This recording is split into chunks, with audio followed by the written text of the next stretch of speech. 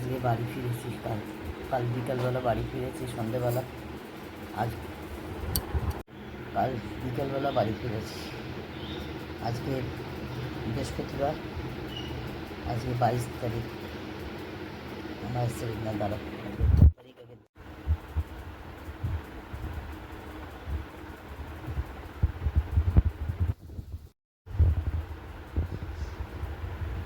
বাড়ি ছিলাম না। ঘর দরের অবস্থা দেখো,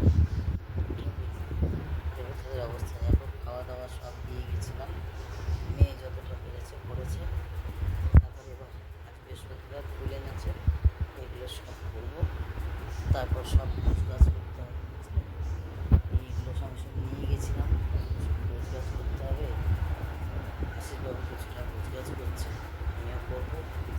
কিছুটাই আবার একটা করে গেল, একটা করে গেল। বাড়ি না থাকলে বাড়ির যে অবস্থা হয় সেটা বলার কথা না। এবার একটু পুজোয় বসবো, দেখি ফ্রিজে কী আছে। একটু জপের মালাগুলো একটু পরিষ্কার করে নিলাম, ব্যাগগুলো কাচতে দিয়ে জপের মালাগুলো একটু গঙ্গা জল দিয়ে ঘি দিয়ে শুদ্ধ করে নিলাম।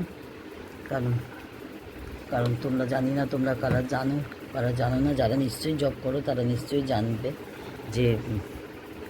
যে বাইরে জপের মালা নিয়ে গেলে বাড়ি আসলে বা কিংবা যদি কোনো রকম অশুদ্ধ হয়ে যায় তাহলে সেটাকে করতে হয়, একটু গঙ্গা জল ঘি দিয়ে শুদ্ধ করে নিয়ে আবার সেটা ব্যবহার করতে হয়।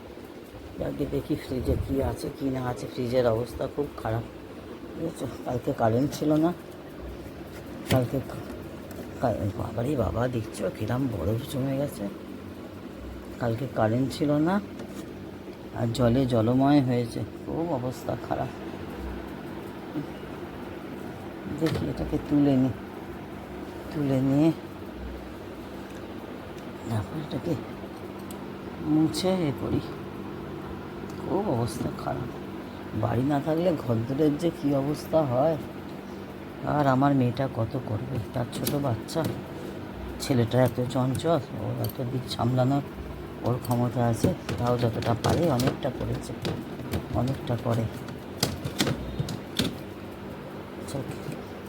পরে দেখা যাবে। আপাতত এই কাপড় দুটোকে ধুতে দিয়ে দিই, এরা অন্তত ড্রাই হয়ে চলে আসবে, তারপর এটাকে পেতে দেবো। আমি এই ছোটো কটা বাস্কেট রাখি না, এই বাস্কেটগুলো 10 টাকা করে নিয়েছে, বাস্কেটগুলো 10 টাকা করে নিয়েছে। ফ্রিজটা একদিন পরিষ্কার করতে হবে,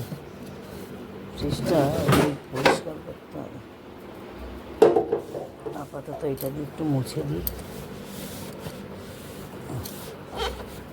যা অবস্থা হয় না, সে আর বলার কথা নেই। ঘরে ঘরে না থাকলে যা হয়, হচ্ছে ব্যাপার। যাই হোক, একটু আলগা মুছে নিলাম, আর পরে ভালো করে করব। এই কাপড় দুটোও দিয়ে দাও, বুঝলে? এই কাপড় দুটোও জলে দিয়ে দাও,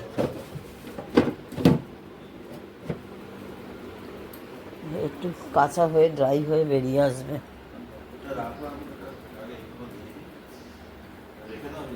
এইখানটা রাখবো, চশমা ফ্রিজে দেখি, ফ্রিজে কী আছে, কিছুই নেই, ফাঁকাই রয়েছে। যাই হোক, একটু নিয়ে যাই হাতের কাছে, যদি কিছু লাগে মিষ্টিগুলো বার করতে, ফটোগুলো যদি লাগে, ফুল বাজবো তো যদি লাগে একটু নিয়ে গিয়ে রাখি হাতের কাছে, বারবার উঠবোস করতে পারি না, এটাই হচ্ছে ব্যাপার। কোমরের অবস্থা খুব খারাপ, ঠাকুরটা যদি একটু উঁচুতে হতো জানি না ভালো হতো কি মন্দ হতো জানি না, বড্ড হেঁট হয়ে করতে হয়, তো কিছু করারও নেই। পরিস্থিতি অনুযায়ী, মানুষের জায়গা অনুযায়ী তো সেট আপ করতে হয়। আমার ঘরের পজিশানটা একদমই অন্যরকম, যার জন্য কিছু ভাবনা চিন্তা করাও যায় না, করতেও পারি না।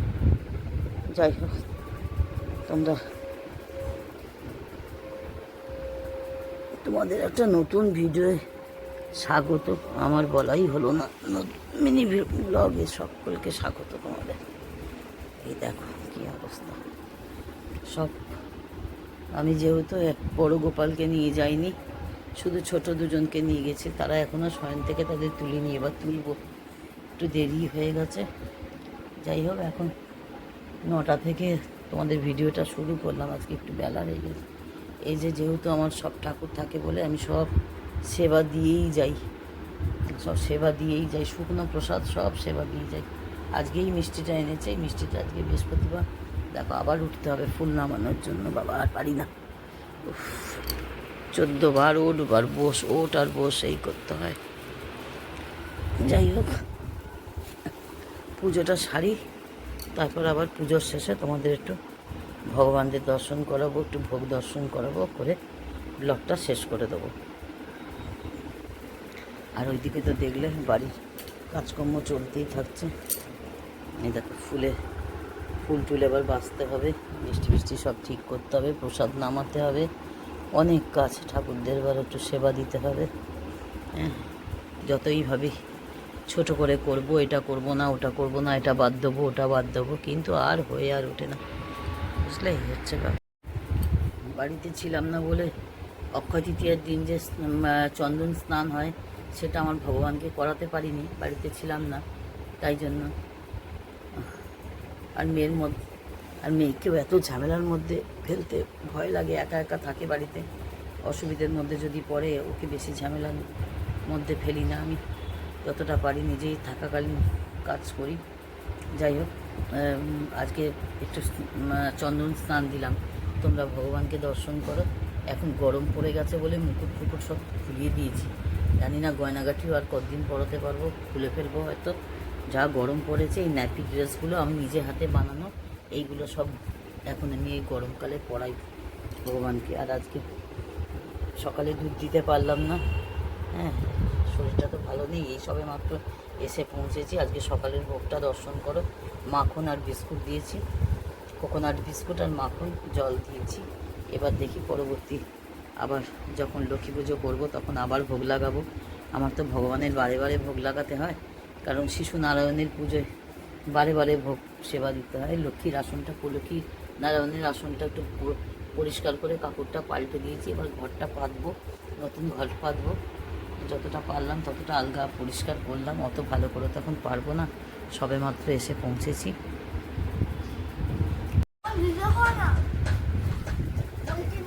তুমি কি করছো? পইতে নেমে যাচ্ছে তো কি হয়েছে? পইতে মানুষের, রোগা মানুষের পইতে একটু নেমে যায়। তুমি কি করছো একটুখানি দেখাচ্ছি। সকাল সকাল এখনো জল খাবার শেষ করলে না, এই পুজো করে উঠে চা নিয়ে বসলাম, জানি না কতক্ষণে চা পেটে যাবে। এই সব কার্যকলাপ হচ্ছে, সকাল থেকে তো কাজের শেষ নেই মানুষের। কি ওটা বাজনা বাজাচ্ছিস? মেয়ে এখানে একটু কপি করছে।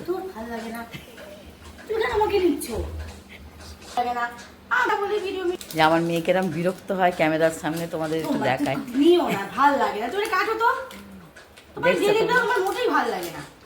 ওর একদম ভাল লাগে না, অথচ প্রত্যেকটা মায়েদের আমি দেখি মেয়েরা ভিডিও করে দেয় যে মা আমি ভিডিও করছি, তুমি কথা বলো। বাথরুম আমার মেয়ে ভিডিও করাতে কোনো রকম উৎসাহ তো নেই, নিজেও করে না, আর আমাকেও একটু ক্যামেরা ধরেও দেয় না, কিছুই করে না, সবটা আমাকে একা একাই করতে হয়। বলছে আমার নাতির কাণ্ড দেখো, এখন গান গাইতে হবে, ও এখন এটার সঙ্গে বাজাবে, দেখো কিবোর্ড বাজাচ্ছে। এই সব কাণ্ড সারা সকাল ধরে করে। আর এখানে আশিসবাবু ফোন চালিয়ে দেখছে। গরম যা পড়েছে না আমাদের মধ্যমগ্রামে, এসে একটু একটু কাছাকাছি শুরু হয়ে গেছে, একটু জপের ব্যাগগুলো কেচে দিয়ে গেছি, এইসব ব্যাপার। এখন একটু চা টা খেয়ে বসলাম, এখন বাজে 11টা 15 বাজে। এক্ষুনি আমার রমা আসবে, আবার কিছু তোলাতুলি করতে হবে। লক্ষ্মী পুজোটা হয়েছে, এই দেখো বাসে কি সময় বেশি লাগবে? 50 ঘন্টা। আরে বাপরে বাপ।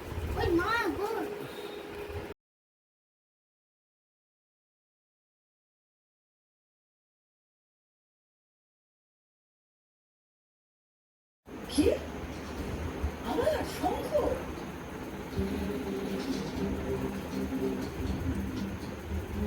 মানে বাবা এবং কাকুমণি দুজনেই রাজি হয়ে গেছে, আমাকে পারমিশন দিয়ে দিয়েছে অলরেডি। ভাই যতদিন এখানে নেই ততদিন আমি সামলাবো সব। জানি না, এখন আমি আসছি, আমার দেরি হয়ে যাচ্ছে। দাঁড়া দাঁড়া দাঁড়া, আমাকে এক কথা বলতো। সত্যি সত্যি তোকে বাবা আর